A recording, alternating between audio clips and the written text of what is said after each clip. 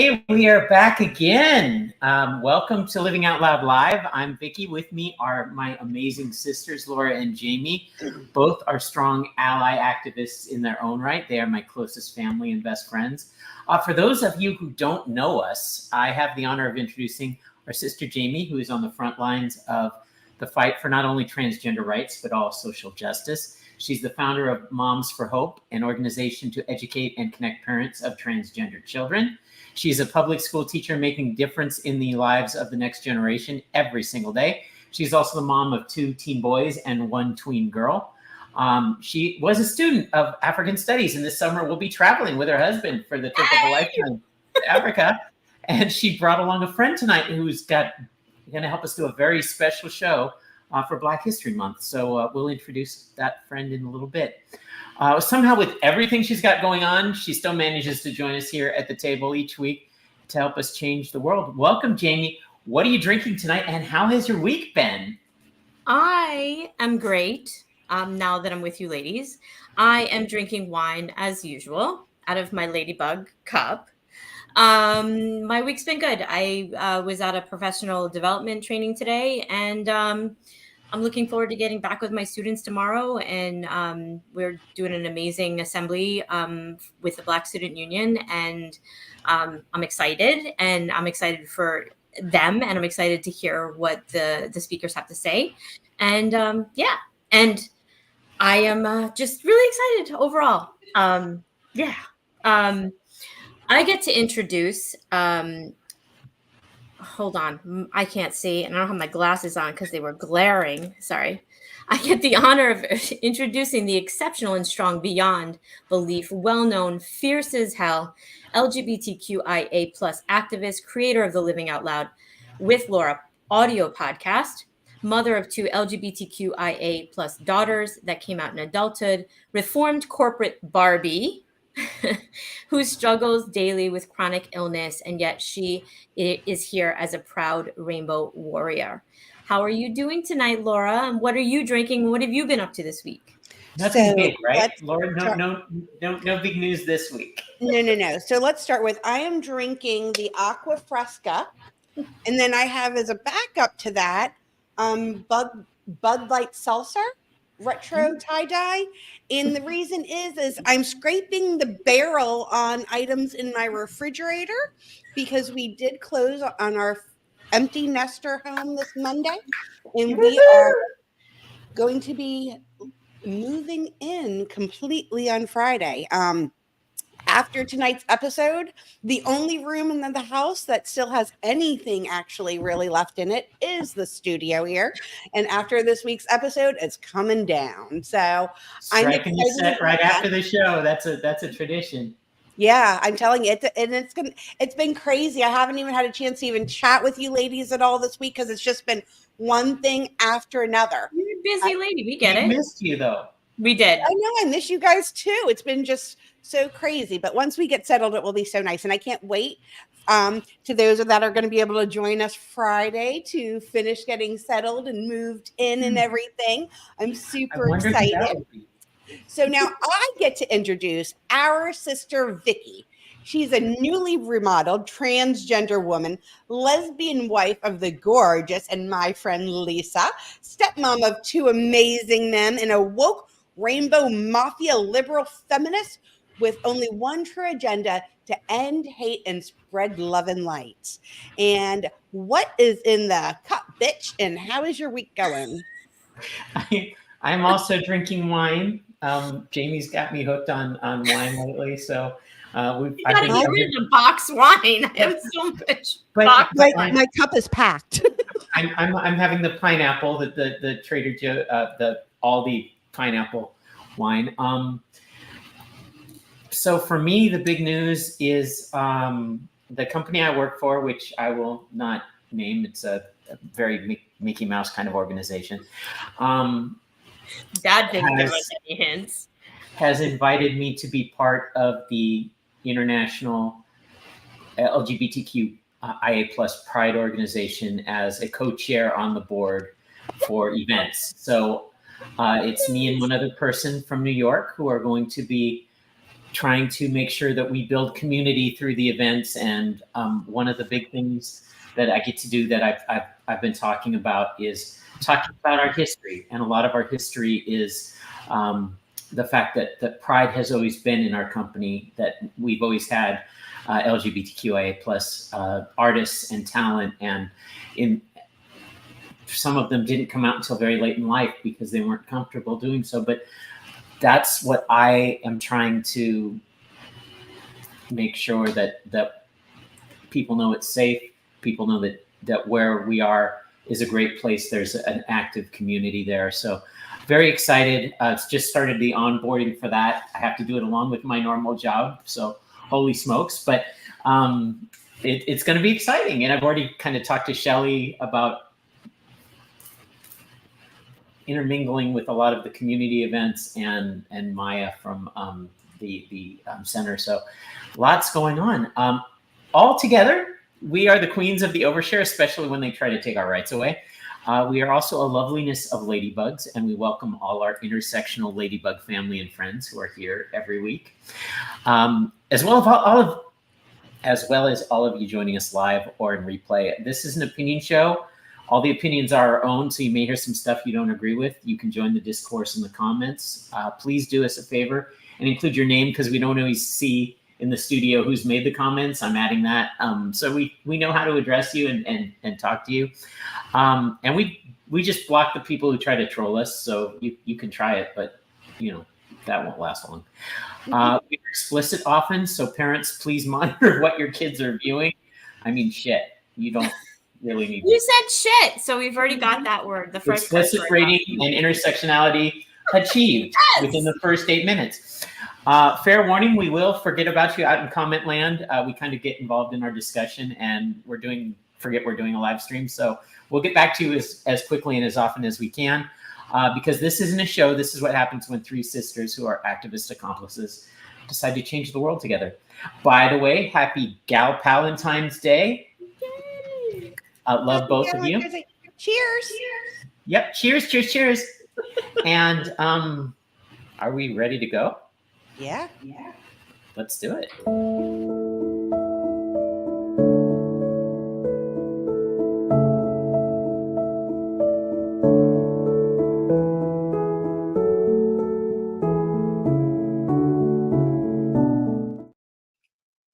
We have a whole bunch of stuff going on that we are going to be at or involved in. Holy smokes. This weekend, DeLand, Love is Pride Fest 2024. It goes from 2 p.m. to 9 p.m. It looks like they've got a bunch of different things, including the Orlando Gay Men's Chorus, several drag shows, drag story times. It looks like they've got an 18-plus venue and a lot of stuff that's family friendly. A bunch of vendors. If we still have any energy after helping Laura move, I really want to go, because I love a good Pride Fest. It's always a good time. And they're following up at 9 p.m. with live music at Cafe Da Vinci. I don't know what that is, but it sounds that is lovely. Cafe Da Vinci is this outdoor bar area, basically. It is really, really nice. I actually did Love is Love Pride last year for the very first time with free mom hugs. So it's actually such a cute little one. It's a very homey, down-home community-based one, like a small community. So it's so cute and lovely. I love this one. I'm so excited to be going, because I plan on going at least for a little bit. Very cool. Also coming up, we have Pride Prom, which I'm bringing up earlier. It's the last couple days for the best discount on the tickets. There's the link. You can see it's Eventy. So it's $30, and there's some additional codes if you search for the additional codes. The additional codes are what are dropping off. It's $100 for the VIP, which, as I understand it, includes some drinks, a VIP area, and pictures. I never got to go to prom. I know Dennis never got to go to prom. We are going to tear this up. I've had dresses around. Dresses. I have multiples to pick from. Lisa, I have one that's on order that's coming this week. It should be delivered tomorrow. To your new house? To my new house. Okay, good. Outstanding. So yeah, it's I love the theme. It's be your brightest self. So For me, that's still going to be black, but I might wear some neon. It'll be a very bright black. Okay. Yes. We also Well, have the Pride. shining can be reflective, so therefore it's bright. I feel like my shirt is freaking on fire tonight. You see, I feel that you're sparkly. Like I feel like Yes, oh, very listen, sparkly. baby, listen. Ginger. We also have Pride Night coming up at the Central Florida Fair, just on the east side of Orlando on Colonial. Bunch of vendors going to be there. VIP area, 2 drag shows. It's $5 admission if you go to the use the code Pride before and buy your tickets online. So do that. We're definitely going to be there, and we're going to be doing a recap of what we find and what we see after that. Finally tonight, our friend Andrea sent us a new action that she's trying to put together with a bunch of she's putting it together. It's the March for Dreams and Freedom. It's going to be on International Women's Day, which is March 8th this year. It's a coalition of a bunch of different organizations that want to stand in solidarity. So it's going to be down at Lake Eola, 6 p.m. I think this is a good opportunity for us to get together and really support a lot of different things. Florida's women, immigrants, transgender, LGBTQ, Black, Indigenous people, the workforce, people of color, basically all the marginalized. I forgot to tell you, not to totally cut you off, but I totally did. So they've actually asked Dempsey and I to speak together on stage. So we will be speaking at the band shelter, the rainbow thing. And so Dempsey and I will be speaking. We will definitely be there because we are speaking, but we will be marching. And last year we were there, and it was amazing.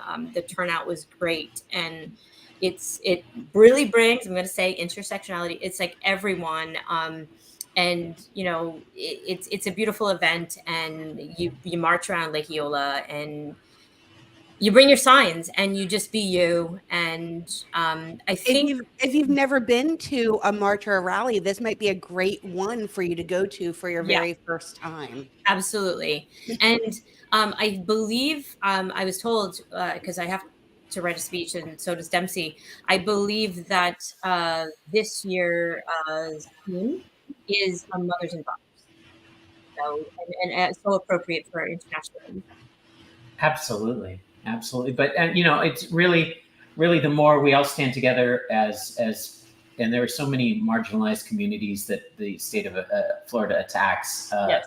Well, basically, unless you're a cis white man, you're correct. Yeah. Yeah.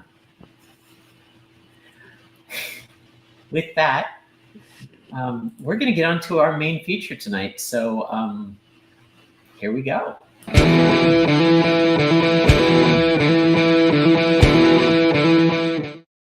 Oh, I like that new bumper. I love that snippet. That was really cool. And it was short and to the point. I know, but it was really cool. Oh, I'm thrilled to present our guest tonight. And I brought tissues because I'm gonna cry because I miss her so much. We first crossed paths at the onset of my teaching journey years ago. Overwhelmed and new, I found solace in my classroom neighbor, who quickly became my guide.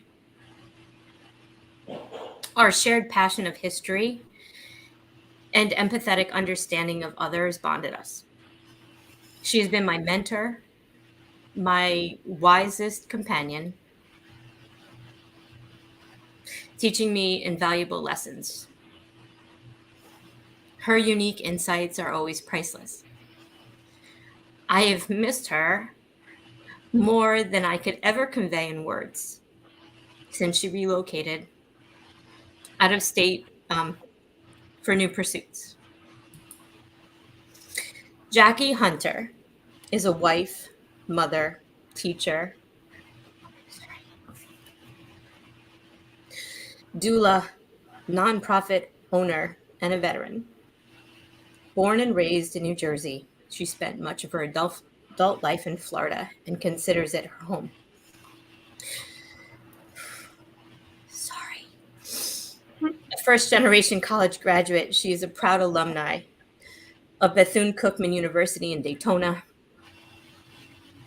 and Nova Southeastern University. The motto Bethune-Cookman is enter to learn and depart to serve, and she has tried to do that in a career that has spanned 25 years working with youth. She has worked both in education and recreation. This includes as a high school teacher, a college professor, and a cultural center director. Jaqueline is also the founder of Oh Happy Play, a nonprofit organization that recycles unwanted toys for low-income families and youth service organizations. An avid outdoors person, she loves camping and revamping her camper, because I've seen that, hiking and kayaking. She also enjoys traveling to historic sites and making me jealous with all of her travels, visiting living history museums and reading her endless catalog of history books. She's a diehard fan of the TV series West Wing, and she has the show on repeat in her office.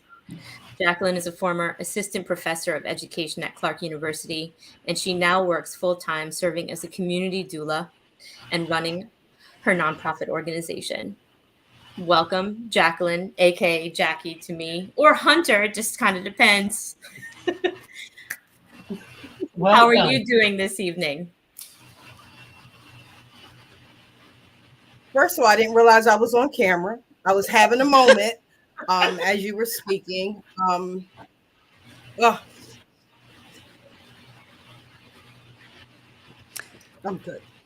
You're good? You ready to keep going? It's a women's table, and we get very emotional, and it's okay. It's a beautiful thing. We all have our tissues. Look, they're important to have. I grabbed some. I usually don't, and I knew. I'm grabbing a towel. I ended up moving to the paper towels because the tissues weren't. Bounty was necessary for the picker-upper.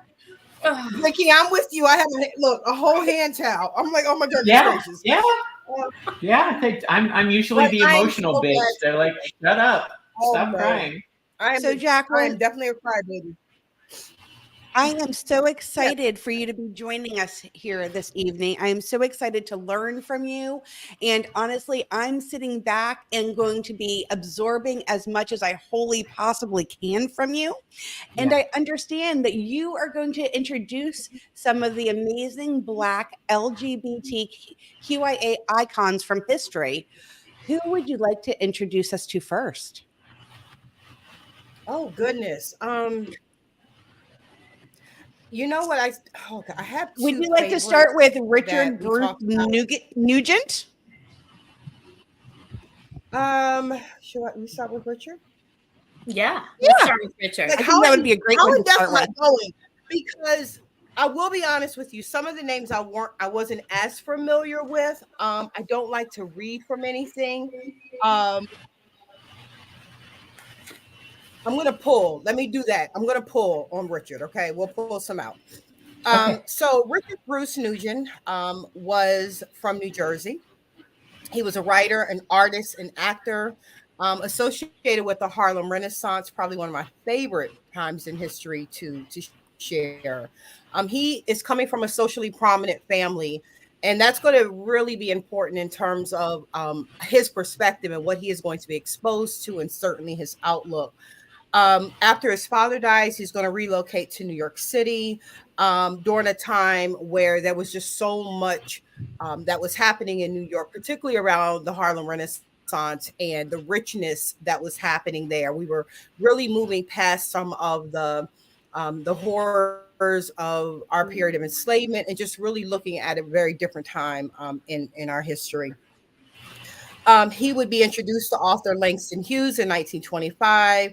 And this is going to really become the beginning of his lifelong fascination with the arts and his contribution to the literary and political movements of the Harlem Renaissance. He explored issues of sexuality and Black identity in his poems, short stories, and erotic drawings. His ardent bohemianism was the inspiration for the character of Paul Arbion, an artist and writer in Wallace Sturm's 1932 Infants of the Spring. And His when art we look is at these images, we look at it really from almost sometimes we're looking at it from a modern perspective. We don't think about how bold and brash he had to be then, to have these conversations, to be in those spaces. And I think the one thing that always fascinates me is when I think about the brilliance, even with some of the people we're covering tonight, and realizing many of them shared so many same spaces. And as I'm sitting on here with you ladies and thinking about what it means when we commune and when we're together and we can have these conversations and what that looks like. And can you imagine sitting in a room with James Baldwin and Richard and Bayard Rustin? Like, I can't even Langston Hughes. Like, what do you talk about? What don't you talk about? What that must mean, the creativeness or creativity that came in that space. Last year, was it last year, Jamie? No, year before last, with one of our teacher trips, I had the opportunity to go to New York. And I hadn't been in New York in many years. When I had gone before, I went as a college student. I certainly wasn't as well versed as I would like to think that I am now. And so when everybody left to go eat, I left and went into Harlem. And I remember sitting on the steps of that famous jazz picture that they took. I don't even know what street that was. And there was a woman sitting outside, and I went and sat down to speak with her. And just in my mind, in the imagining of what that must have been like to have all of those great people in one space at one time. I don't want to take away from what we see today, but it just doesn't, in my opinion, compare to what we know historically. And as you talked last week, even in the conversation, I think sometimes having a really, what's the word I'm looking for? When we can make those living history moments come alive, where you can envision being there and seeing yourself there, it just looks very different sometimes in the way that we study. And I think one of the, I think the assets for Jamie and I in the way that we teach is that we really do try to put the students in that moment so that they are able to better understand what they're seeing. Absolutely. I mean, I try to, and I wish, I could have been there at that moment in time when they were all convening together. And how special was Richard in this regard? Because he's really probably out of the list that we are going to cover is probably the least remembered. And he was fully out. Like, and there was a lot of closeted people like Langston Hughes, and there was a lot, James Baldwin. They were more closeted. They were not out with their sexuality. And Richard was like, he was very much like, I'm a gay man. I am who I am. And this is not a problem for anybody. This is my business, not your business. Yeah, it looks like he was quoted to say, you see, I'm a homosexual. I've never been in what they call the closet, and never occurred to me that it was anything to be ashamed of. And it never occurred to me that it was anybody's business but mine. Yeah. Boom. Yeah. Like, yeah. And it was also in his art. You saw it all throughout his art. What's interesting.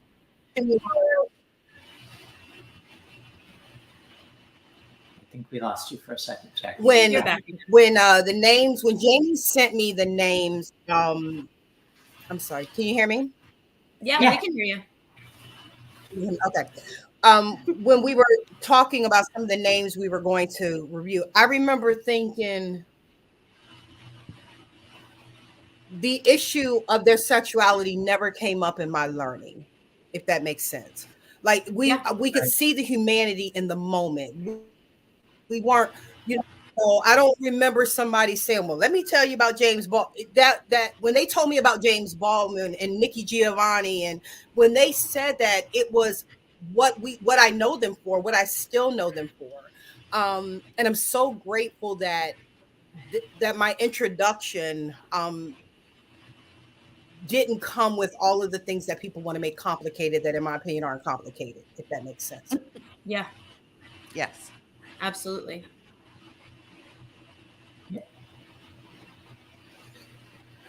Who do Who we do you have want to next? tackle next, Jamie? All right, who we got next? Who wants to talk? Oh, I've been prepping Dempsey for this one because she's going to watch the show after. And I told her we were going to have a trans person on this list. And Polly Murray, assigned female at birth, for sure.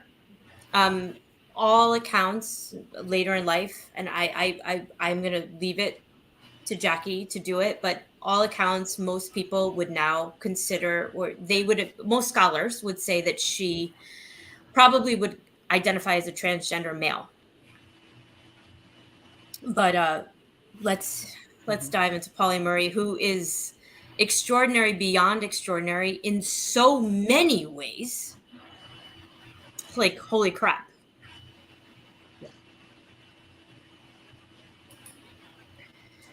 So, what an incredible human and being. Polly Murray. Her life, when it talked about her becoming a priest, I was like, oh, she was trying to figure out what she wanted to do when she grows up too. She was much later, but in not life. just a priest, I a don't lawyer feel as so well. bad. And I'm like, yeah, She I don't know. She what I wore a wanna lot do. of hats, kind of like you, Jackie. She wore a lot of hats. She was a Renaissance person. She studied everything, and it looked like she got involved in everything, which was, when I was reading through the background, I was amazed and did some research on my own, looking at the pictures. I mean, this was an extraordinary life. This was a life that was never stagnant at all. It's like they were constantly on the move, or he was, I don't know, because again, we never found out. So with the pronoun things, I've looked it up in my research. The Polly Murray Center uses she, he, and they pronouns for them. So any of the pronouns are okay because they were like throughout. They changed, and so that's okay. And so I think any of the pronouns we use is absolutely acceptable. Just to put that out there. That's good clarification. Thank you. Yeah. I hate getting tongue-tied trying to figure out what I should be saying. I'm sorry. Dempsey wants to say hi, and she's saying hi. Dempsey, I miss you so much. Oh my goodness. Oh, beautiful as ever. I can't wait to see you. I'll be home. I'll be home this summer, so I'll see you then. Yes. She's like, yes. No one to get out. Oh, Bye, sorry. guys. Sorry. It was really interesting because right before we got on for the podcast, I was looking at a video, and the gentleman asked the audience, I believe they were college students. He asked about the Montgomery bus boycott, and he said, who was instrumental in the boycott? And they named every Black male leader you can think of from the civil rights movement. And I looked at my husband and I said, Joanne Robinson. And I kind of did it just to see, like, please, Lord, let me be correct. Because if they say something other than that after I've nudged him. And so when he finally got to it, he said it was Black women at Alabama State, led by Joanne Robinson. And I kind of did the fist pump with my husband because, in that moment I was correct. And I look forward to those moments. And so and I was thinking about Polly Murray. And when we talk about the Brown versus Board of Education case, we immediately go to Thurgood Marshall. We immediately go to the NAACP, and we only recognize the men. And so I'm going to read something really quick about Polly Murray. But it goes back to this conversation in terms of how women show up, particularly when we're talking about any movement, the civil rights movement particularly, and why there's been such backlash, I guess you could say, historically, in terms of the fact that women just have not ever earned their due. And so I think this is really important when discussing Polly. So Anna Polly Murray was a brilliant strategist and fighter for racial and gender equity. She was a lawyer with 4 advanced degrees and later a professor, lecturer, and author. Murray also wore men's clothing. And so that's where they really go into, the identity, and that came from a 2017 biography. And so she was identified as a woman in her lifetime. And Jamie, you kind of alluded to what's happened with that. She graduated first in her class as the only female student at Howard University Law School, also was Thurgood graduated from, which would have been monumental at that time. Yeah. Even now, where she led successful nonviolent actions against segregation in the 1940s. Murray also suffered, and it talks about mental illness, and I do hope we can touch on that a little bit, because I think sometimes when you are trying to live your authentic life, how much conflict can come from that as a result. And I want to make sure that when we are acknowledging, even with the mental illness piece, that I don't doubt, based on what I read, that some of that was tied into her trying to live and exist in the 1920s, 30s, and 40s.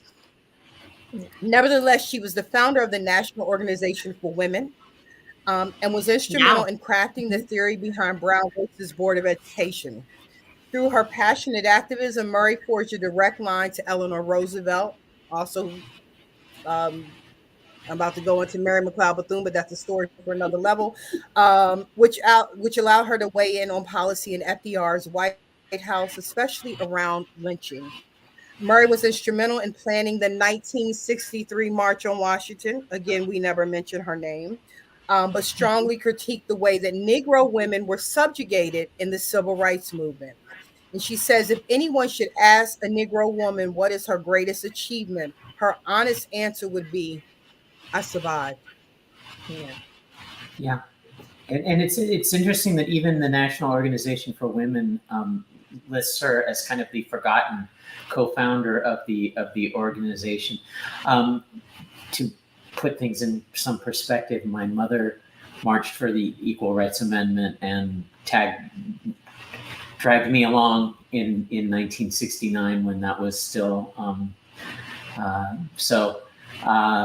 was an early feminist, but it's interesting that we're back to fighting for the same rights all over again that we never got across the finish line the last time, and are we going to get them across the finish line this time? Do you think there's enough of a swell with the repeal of the abortion rights to maybe get some of these? I think we should use other countries as examples. When all women, just stop working, shit gets done, because they can't run any country without women working. Which country was that again? Oh, it's been many. I can't even.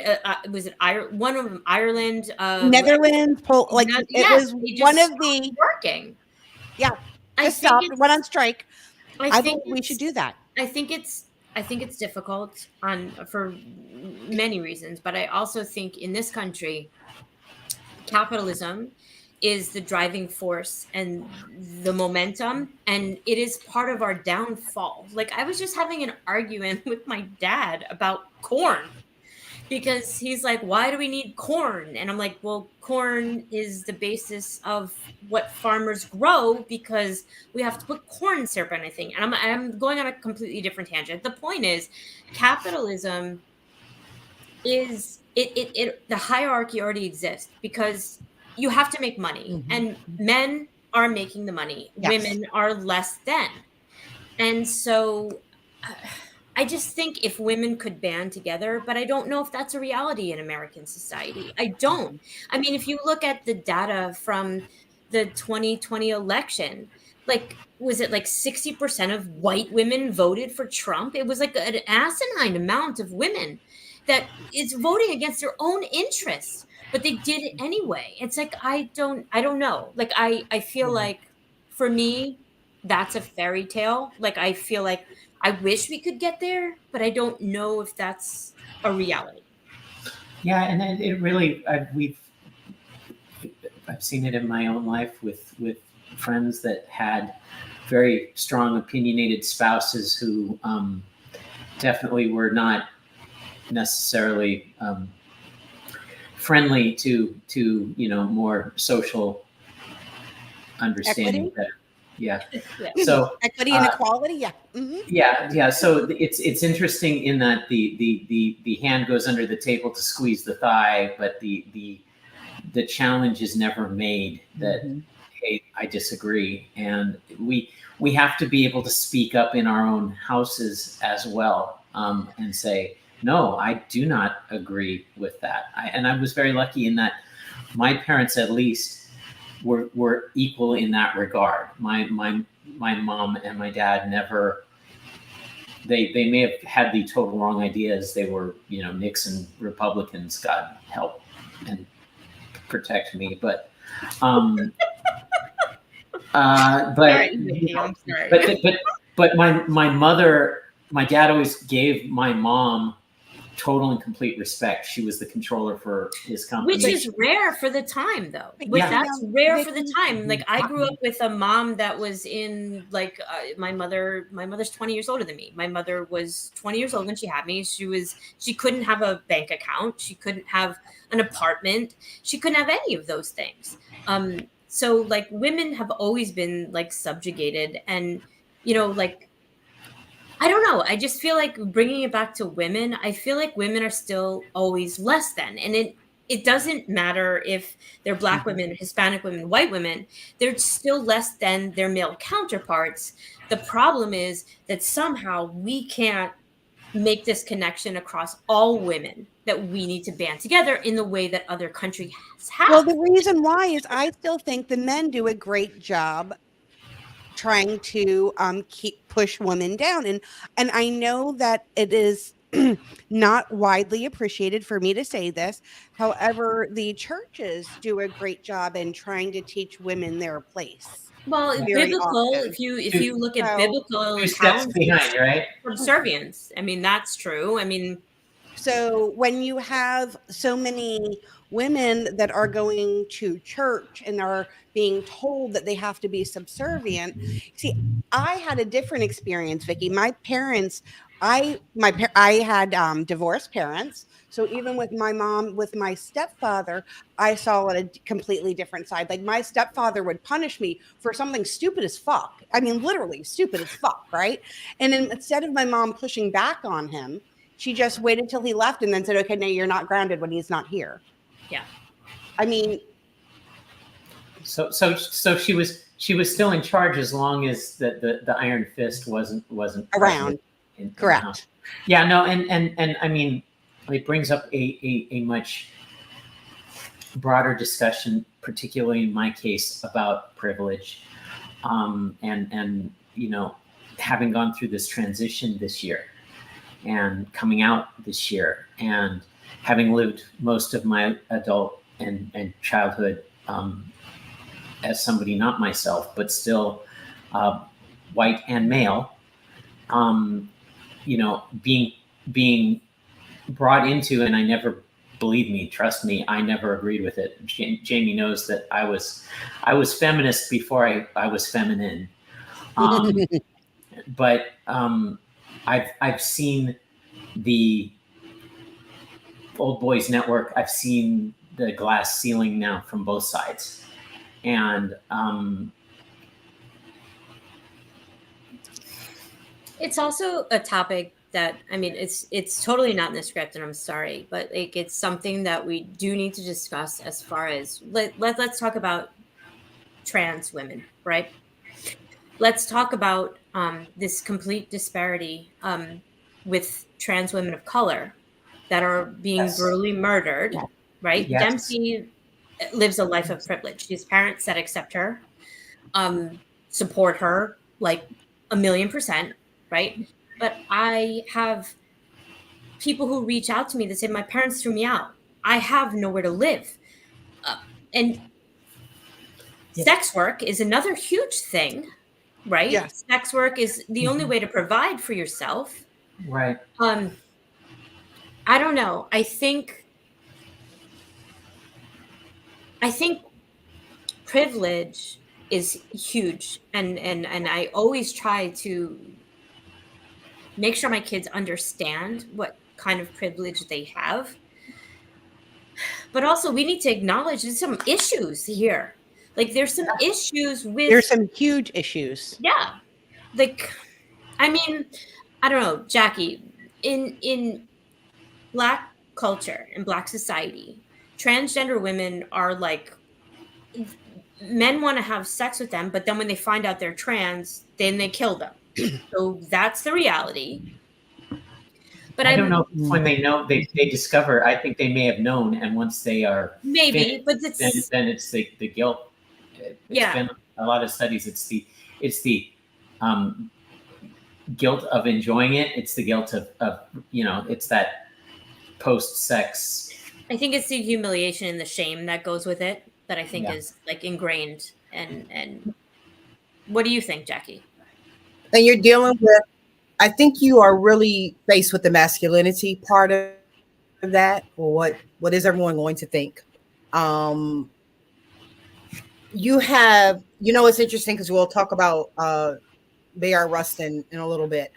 And, the Black church has come under a lot of criticism in terms of how they have responded to the LGBTQ community.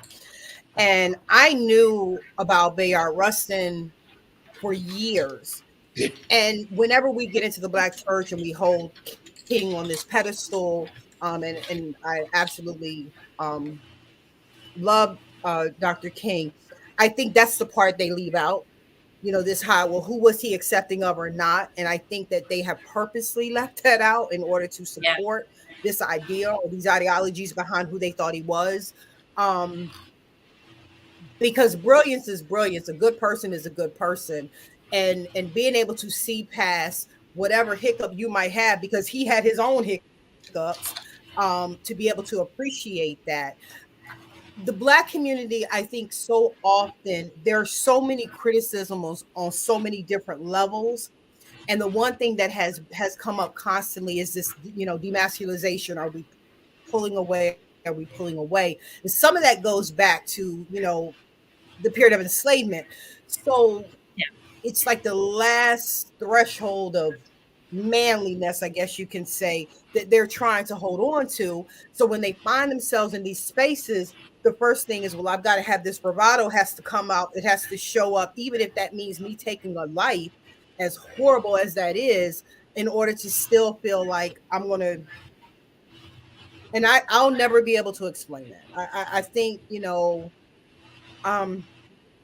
and it's even just so even looking much has been done. Yeah.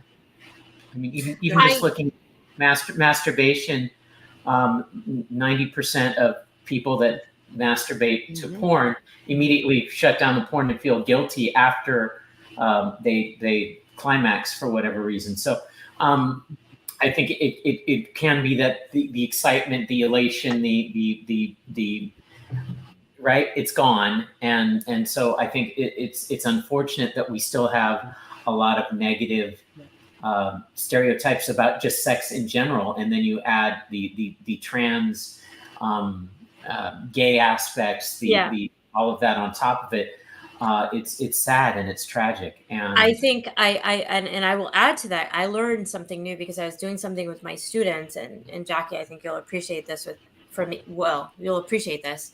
I was doing something, and one of the kids, I asked them to make hashtags on the primary documents, and one of them said colorism. And so I was like really confused because I was like, I don't know if that's a word. And so like I will say, I don't know if that's a word. I don't know that. And I'll look it up. And I did look it up. And it is a word.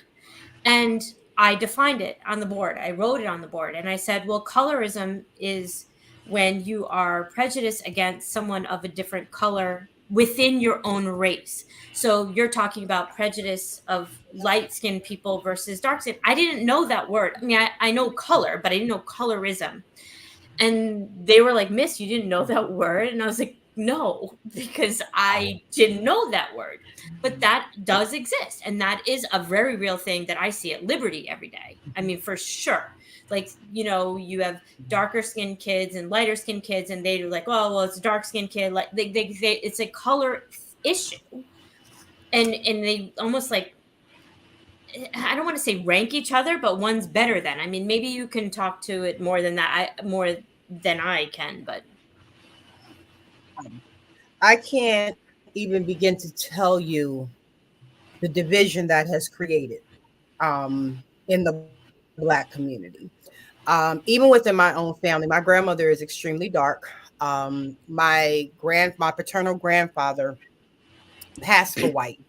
And so my mother came out light. And so looking at my grandmother, people knew that who who she was married to was not my mom's Yeah. father.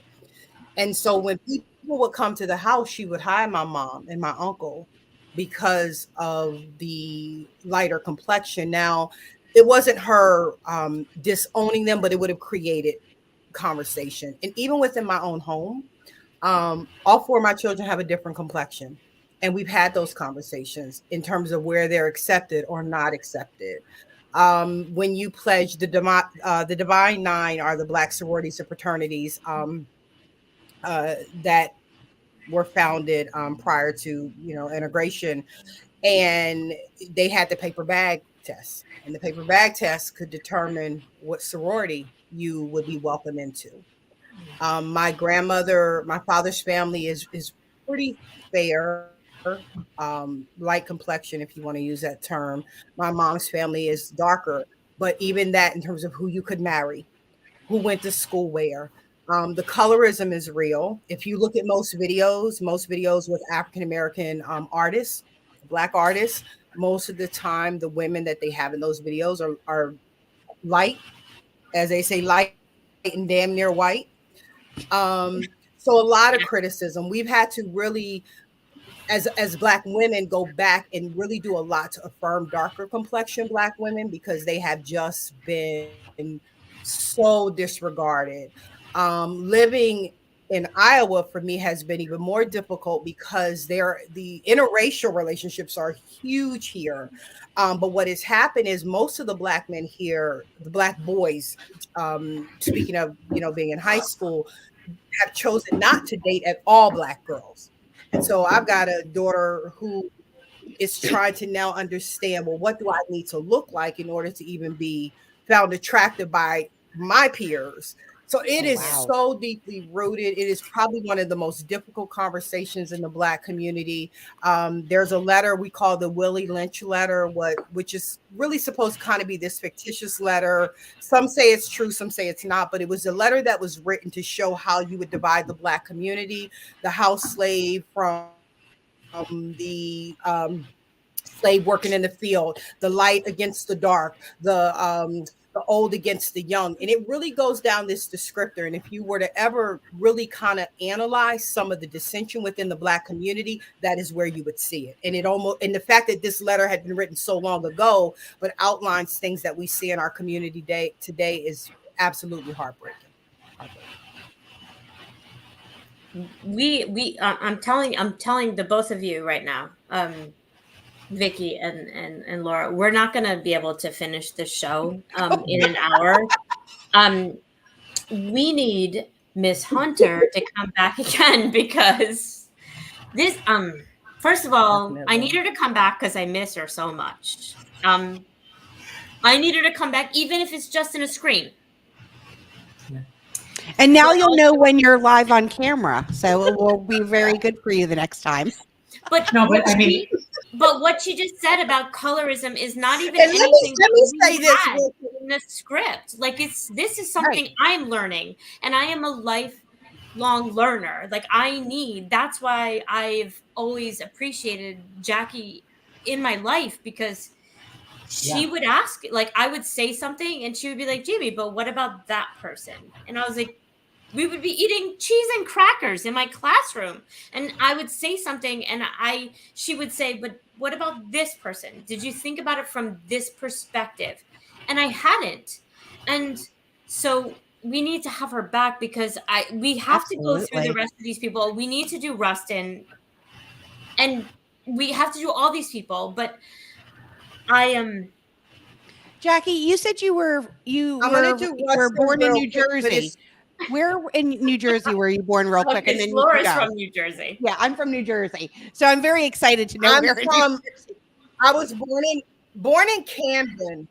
Okay, born in Camden, New Jersey. Uh-huh. And I'll be real quick about this. There's two things that I want to make sure that I cover. Um, my mom's side of the family was from Virginia.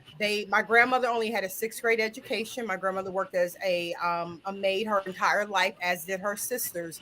And so when my dad's side of the family, they had formal education. I mean, they had gone to school, they had master's degrees. I wasn't raised by my dad. I was raised by my stepfather who had not gone to college, but my dad's family had this. So when my mom and dad met, that was a no-no. Like the fact that my father would date this woman whose family did not come from money, who was not established, that was a huge no-no. And so we get into the classism and what that looks like, and that's internal. That has nothing to do with what's going on in the rest of the world. But I want to be real quick, Jamie, as you're saying this, because I know we have learned from each other, and I am a student for the rest of my life. I will always be a student. I remember Jamie showing me the video of Dempsey as a child, and I came home. I don't have anyone in my family who is trans, so that was not a conversation. I had members of the LGBTQ community, but I did not have anyone in my family that was trans. So I know I was still working from a deficit in terms of what that looks like, and that's why I know how important that friendships and authentic relationships are. And I went home and I showed my husband the video, and I said, "There's no way no one didn't know. Like, there's no way Jamie would not have known." Very early in Dempsey's life that Dempsey was a girl. Like there was, and I don't know that I would have ever thought that way or known that had I not met Jamie, had I not seen it for myself, had I not had that experience. When I say that changed the whole game, like my whole perspective, when I came back to Iowa and my LGBTQ community here is really strong. We have a very strong relationship. It changed everything. And so as we're talking about these people and thinking about those experiences and where those deficits come up and how we don't know how to talk and communicate, it's everything. It's all we have at the end of the day. Like, how do you not get to know someone who makes you a better person, who helps you grow as a person? I know even conversations that my husband and I have had where he has grown because he was still working in isolation of who's who and how do we accept that and how do you make that make sense? And those months that I spent with Jamie were probably more. I probably learned more in that time than I think in anything else that I've ever done in my lifetime in terms of learning about someone that I didn't know, learning what that experience was like. So yeah, I just had to get that out there, especially when Dempsey walked in the room. Because No, I agree, Jackie. Okay. That's. I'm good I mean, now. I will say this. My worldview has done cartwheels the last few years. Honestly, I call myself a recovering Karen. yeah, we do. And you know, the reason I brought up privilege to begin with was I'd already seen a change in status in the way people treat me, in the way especially men treat me, and I can't even imagine from the my point of privilege, the African American Black experience of what it's like. So I'm not trying to own any piece of that. What I'm saying is I see even in my own life there's a difference. So my question, and we can talk about this to wrap up, and I think Can we talk about the HBCUs? I don't know what the question is, but I do want to ask. I want Jackie to tell us, and I know it wasn't included in the script, but I do want her to tell us why historically Black colleges and universities are important and what makes them different from PWIs, which are, anybody watching, predominantly white institutions, which most of our colleges are. Please, because I think it's so important for Black history and for African American students and anybody that's watching, because students watch this. Why are those institutions important? Why do we need them?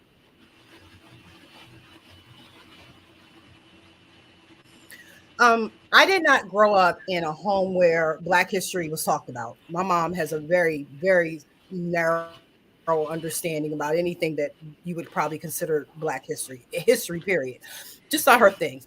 And so when I was growing up, I knew that that was a part of my life that I wanted. I knew that I wanted to go to college because I was trying to change the economic situation of that I had come from. And to me, the only thing that I had to work with was going to college.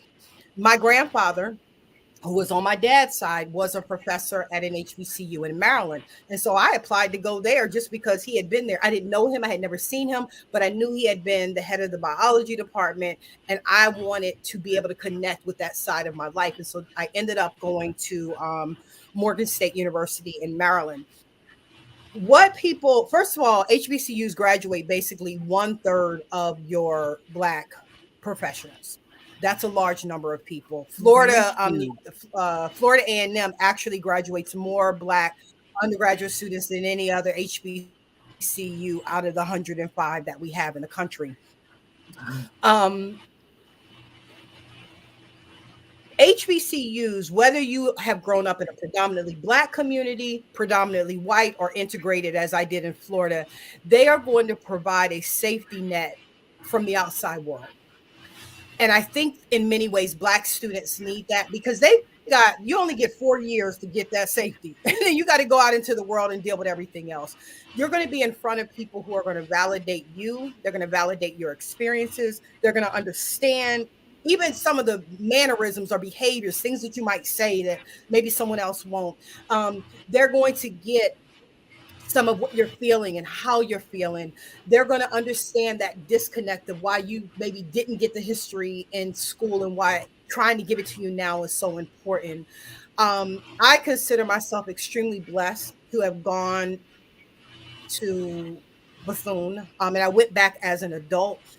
But when she said enter to learn, when Mary McLeod Bethune said enter to learn, depart to serve, like I really took that serious, that I had an obligation. And most Black graduates recognize when we talk about W.E.B. Du Bois, he had this premise that 10% of the Black population would need to reach a certain level to raise up the other 90%. And so the talented 10th, that has always stayed with me. And so I don't feel like I have the luxury of just living my life without trying to make sure that I am giving those, I don't want to say beneath me, those who are younger than me, the tools that they need to be successful in the same way that it was given to me. And so that is why I take my work with young people extremely serious. I try to be that example. But I have as many of my white students who I think care about me as I do my Black students, because I do try to see the worth and the humanity in all of my children. You always do. You always have. So HBCUs are certainly not the only option. It was just the best option.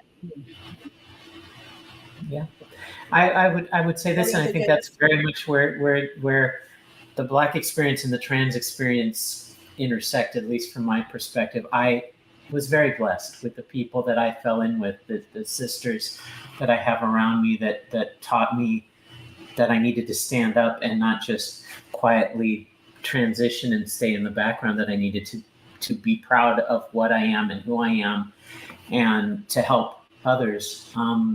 Because it's also, I'm sorry to cut you off, it is also the civil rights moment of our time.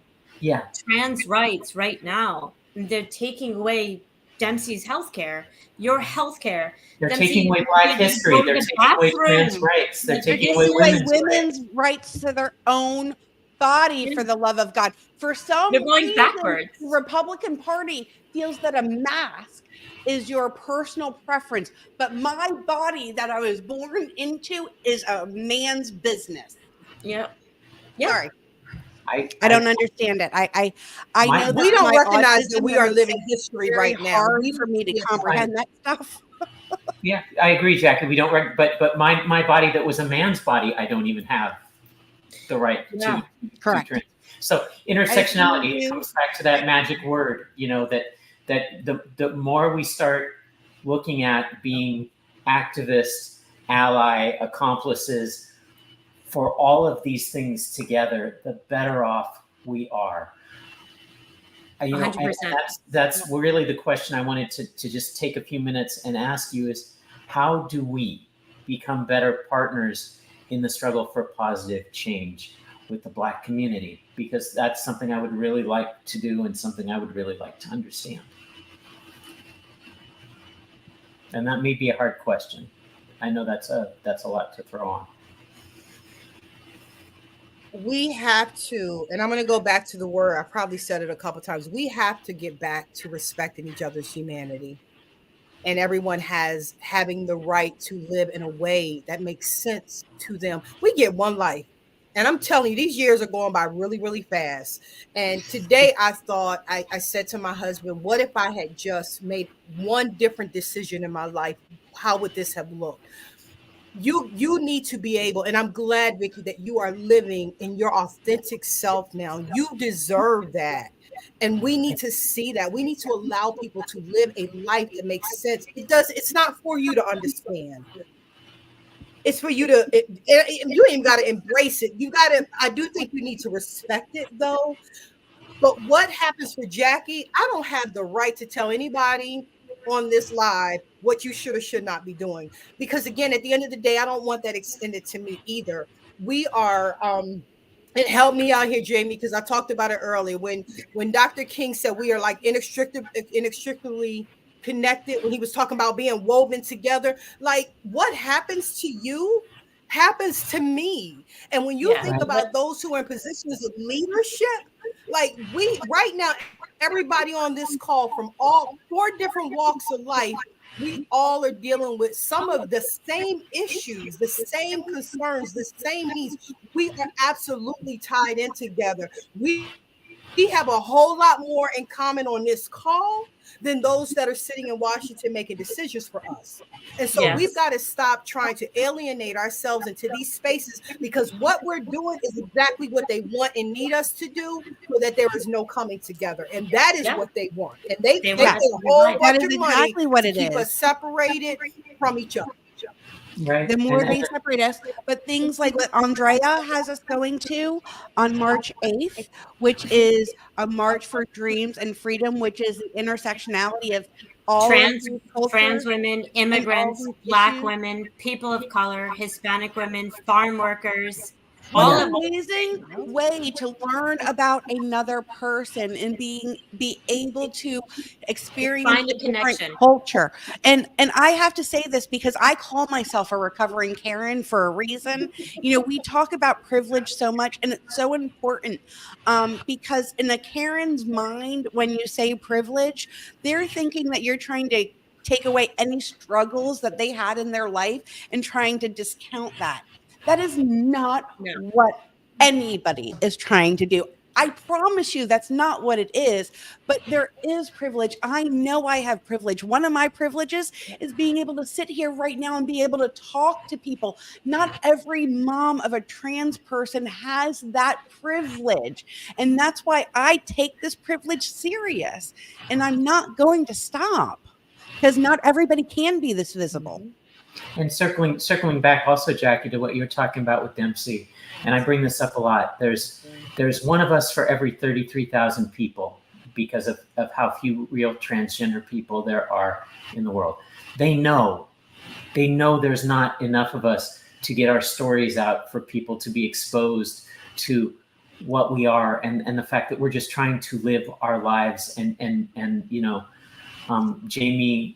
The first time I made Jamie cry was literally talking about how I went from being suicidal and at the end of my life to transitioning and starting my real life, and what gender dysphoria can be and why it's so awful. And I was lucky.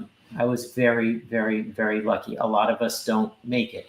But what you saw in Dempsey was what a lot of people who are exposed to us see. Oh, one trans person. They're just it's really one trans person. But also, I think, and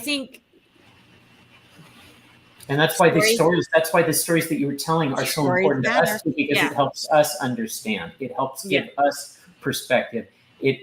Their lives and where we intersect, just like you said, gives us okay, I can carry that fight forward too. They didn't get an opportunity to live the way we're living even right now. And I definitely am not going to let them take my rights away without a fight. And it may be a pretty brutal one, but I can't go backwards.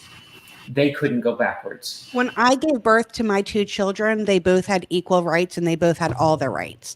Now, 26 years later, neither one of my children have all their rights. Yeah. I don't understand that. Right. Can we absolutely agree to have Professor Hunter back on again to Yes, finish? please. She has to. She's probably going to have to come on about 5 more times because apparently we can get through 2 biographies per episode. First of all, she's a new friend, and I hope she feels the same way about us. We are so glad to have met her, and thank you, Jamie, for This bringing has been her. an amazing space. I'm almost like brilliant. I need to be in the room with you all. I can feel the love. I need it. Absolutely need it. Thank you That's what we're here so for. much. And the work that you're doing is so important and necessary. My relationship with Jamie, it wasn't just her helping me to understand, her helping me understand allowed me to help my husband and my children.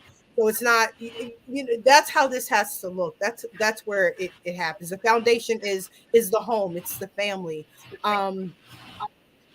And so I'm just grateful for the work and the energy and the effort. And most of you are doing this at a huge cost to your own well-being, to your own mental health. You take this home with you. In the same way that I take some of these Black experiences home with me. It's with you all the time. Like, we don't get to leave it at the office. I'm Black all the time. Like, it's with me all the time. But I think these spaces allow us to have those conversations that we can't always have everywhere we are. And so I'm so grateful to be here. Thank you, Jamie, so much for the invitation. Anytime you want me back, I don't have any friends here. You're coming back. Just kids. My husband, he don't want to talk to me.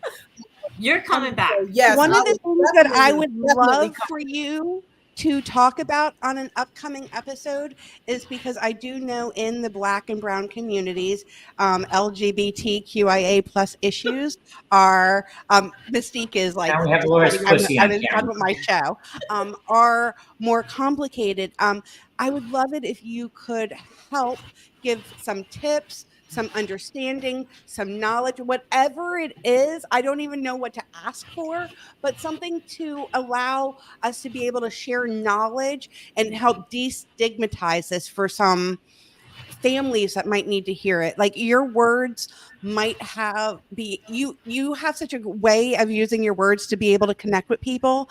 I think maybe you being able to say it in a way that can cross over those boundaries would be amazing.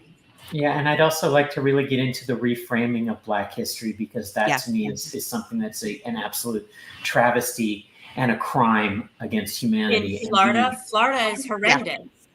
And it won't stop there, unfortunately. And unfortunately, I once again, recovering Karen here, I feel like I need to go to an AA meeting. I also want to say, I used to not understand that the reason that we need specific months, such as Black History Month, Pride Month, Spanish Heritage Month, is that these lives and heritages are being erased from the history books. Because we whitewash history with every book that we write. It's I don't write it, but it's all of our textbooks are whitewashed. Yes. Everything is eliminating essential and valuable vital that our vital kids need. information. Even in Florida, Oh God. they don't even get to learn about Ocoee or Rosewood. They don't get to learn any of that.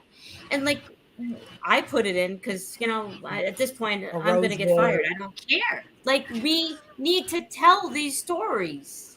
Yes, stories matter. There's a reason. Stories matter and visibility matters. The only reason, Jamie is the one that taught me basically what they're teaching you in American history is freaking how to go to war and play Battleship, for the love of freaking God. I don't give a shit what the fuck Patton did and why his horse went where it did. This isn't checkers right now. Or chess. Yeah, manifest destiny. What a bunch of bullshit. All right, let's sign off and we'll chat after. Neither do we.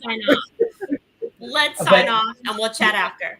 We will. I'm gonna play the bumper. We'll be right back with final goodbyes and final thoughts right after this.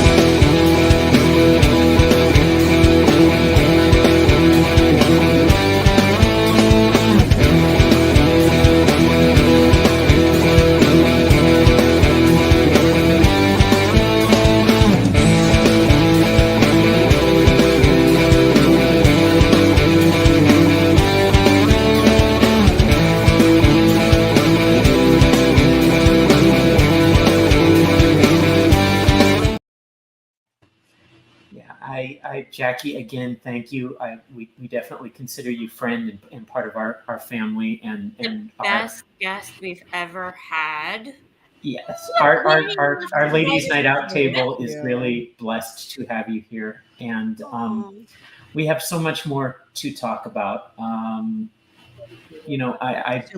fell into activism. I fell into the rainbow community. I fell into a lot of the things that I'm now embracing and fighting for. But I was lucky in that I had Jaime and Laura to help kind of guide me and put me on the path. And now we really have you to help us as well with the intersectionality and bringing more of that together to our fight as well. So thank you so much. I really appreciate you coming and joining with us tonight. I miss Anybody you. Else? I miss Jackie so much. Thank you so much. You are coming to visit this summer, though, right? You're going to hang because we're together all the time. Home. I can't do this all year long. I'm coming home. I'll be home this week. We have I'm room. going to be doing a road trip to get Jackie. If she doesn't come visit me, I'll rent an Airstream if I have to. Oh, that's pretty fun. I may stay just so you can pick me up on the Airstream. So, Jackie, do you know where Long Branch, New Jersey is? I do not. I'm in South Jersey. Where are you from? Monmouth What part Park, of Jersey? Monmouth College. Yeah. That part. That's by North Cherry Jersey. Hill. Oh, it's literally it's where it goes in. The armpit. That's where the producer of the show goes. We're really gonna have a Jersey. Oh, no, honey. No, that's Avon Park, honey. Oh my God. It's not where the bougie people live. I can promise you that. Next week, we're going to have another guest. A therapist. My sister-in-law, Amy, is going to be here. If you have any questions you'd like to ask about LGBTQ or transgender, send those in to lolvicky@livingoutloud.com. That's Vicki with an I. Or just join us in the comments and we'll see you there. We will see you all next week. Thank you so much for joining us. Great episode. And thank you for joining us for a Black History Month moment. We'll talk to you next week. Love you, Jackie.